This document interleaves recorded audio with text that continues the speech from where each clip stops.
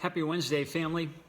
Wanted to remind you what the Apostle Paul says in the book of Romans. He says to rejoice with those who rejoice and weep with those who weep. I notice that during this time, there are people whose hearts are breaking because of the tragedies in their own family and in their own lives. And there are people who really are just mildly inconvenienced, or maybe actually like the idea that they don't have to go to work. Two extremes. You might be somewhere in the middle. Well, I want to remind you that you need to be sensitive to those who are suffering or rejoicing quite differently than you during this pandemic. If your heart isn't breaking, it should be.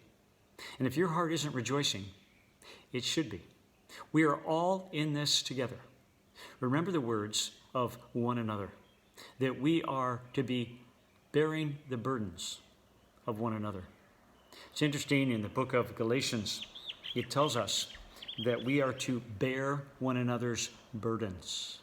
And the word there, burden, comes from the verb in the Greek that can mean overwhelmed. A little later in the same passage in Galatians 6, it says, every man should bear his own burden. But that word is a different word.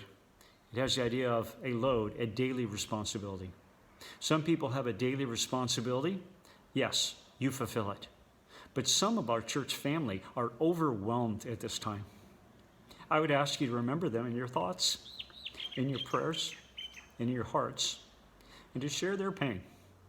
We have family members in our church that have family members that have the COVID-19 virus, and they're at risk. They are older and have health problems.